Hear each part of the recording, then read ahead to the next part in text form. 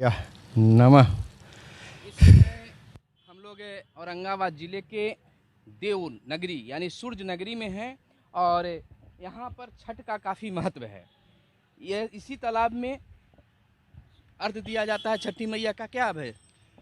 नमस्कार, मैं हूं अभय कुमार, हमारे साथ हैं सुनील बॉबी जी और आज हम ऐतिहासिक नगरी देव में है। जैसा कि सुनील ने बताया कि यहीं पर अर्घ दिया जाता है, लेकिन कुछ न कुछ इसके पीछे तो कारण होगा कि इसी तालाब में अर्घ क्यों दिया जाता है। तो पौराणिक कथाएं क्या है, कुछ पता है? बिल्कुल, यहाँ पर जो है ना काफ़ी लंबे समय पहले से ही यहाँ पर अर्घ देने की परंपरा है और यहाँ पर जैसा देख रहे हैं कि दो तालाब हैं और दोनों का अलग अलग नाम है।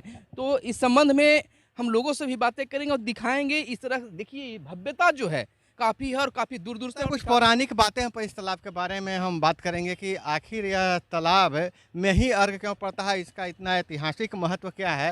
तो जैसा मान्यता है, जो पौराणिक कथाएं हैं कि यहाँ इस तालाब या नहीं था, पहले एक गड्ढा था यहाँ पर और इस गड्ढे में राजा एल जब स्नान अपना हाथ पैर धोए तो उनका शरीर में जो कुष्ठ रोग था, चर्म रोग था, वह ठीक हो गया।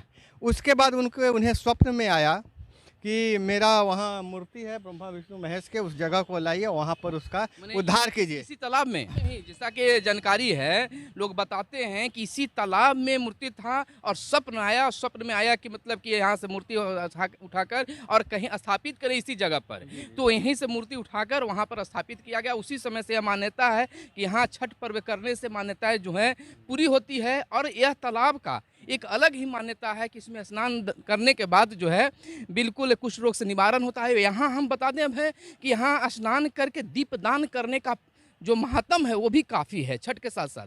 जी बिल्कुल। और जिस तरह से अभी यहाँ इस तालाब को भव्य बनाया गया है, सुनील धराएंगे, और सुंदर बनाया गया है, तो अभी जो है अगर छठ पर्व लोक आस्था की बात करें, यहाँ साल में 2 बार चैत्र में और कार्तिक में यहाँ छठ पर्व होता है। और छठ पर्व के अवसर पर देश विदेश से लोग यहाँ आते हैं और देश विदेश से क्या, जो हिंदू धर्म को मानने वाले हैं, जो छठ व्रत में जिनकी आस्था है, वो आते हैं यहाँ अर्घ। बहुत ज़्यादा भीड़ होती है। और जहाँ तक सूर्य उपासना की बात है कि आजकल जो खुदाई हो रहा है, चाहे देशों में विदेशों में, दूसरे देशों में, वहाँ भी सूर्य उपासना के प्रमाण मिले हैं, मूर्तियाँ मिल रही हैं, शिलालेख मिल रहे हैं। तो फिलहाल हम देव के बारे में बात करेंगे। अब हमको ये बता दें कि यहाँ ये बिहार के औरंगाबाद जिले में है, औरंगाबाद से काफ़ी दूरी भी पड़ता है यहाँ पर।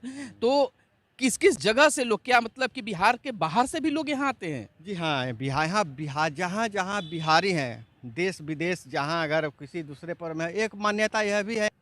तो सुनील, हम इस तालाब का कुछ भव्यता का अवलोकन करते हैं और चलते कुछ बारीकी, खास करके अभी जो भी मन्नत मानते हैं लोग, कोई पुत्र प्राप्ति के लिए संतान प्राप्ति के लिए मन्नत मानते हैं।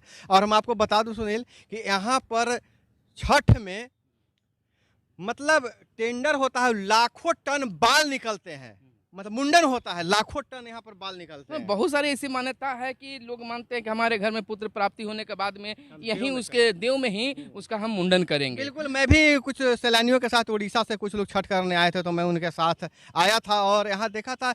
अभी जो हम लोग इतने आसानी से यहाँ पे चल पा रहे हैं, लेकिन मतलब एक तिल रखने का जगह नहीं होता है इस तालाब पर। तालाब का काफी महत्व है। अब भव्यता को देखिए कि किस प्रकार से हम चाहेंगे कि पूरी भव्यता को दिखा दे कि चारों तरफ से बहुत ही मतलब कि भव्य तरीके। बिल्कुल, और इसको सजाया जा रहा है, अभी छठ पर्व को लेकर इसको सजाया जा रहा है, रंग रोगन किया जा रहा है, क्योंकि श्रद्धालुओं को किसी प्रकार की परेशानी नहीं हो। और किसी तरह के देखिए ब्लीचिंग पाउडर का छिड़काव किया जा रहा है। और यहाँ पर यह पानी तो वैसे शुद्ध माना जाता है, तो भारत में जल का तो बहुत महत्व है, गंगा जल का अलग महत्व है, किसी पवित्र तालाब का, सहस्त्रधारा कुंड का मतलब बहुत महत्व है। ध्यान रखने के लिए श्रद्धालुओं को भी इसका ध्यान रखना चाहिए। देखिए जैसे दीपदान का पर्व करने के बाद में जो है दीपक को जो है इसी में डाल दे रहे हैं, तो इससे जो है ना इसको हम लोगों को ध्यान रखना। हालांकि प्रशासनिक स्तर से इस पर रोक लग गया है। यहाँ पर मूर्ति विसर्जन पहले होता था, मूर्ति विसर्जन सब पे रोक लग गया है, लेकिन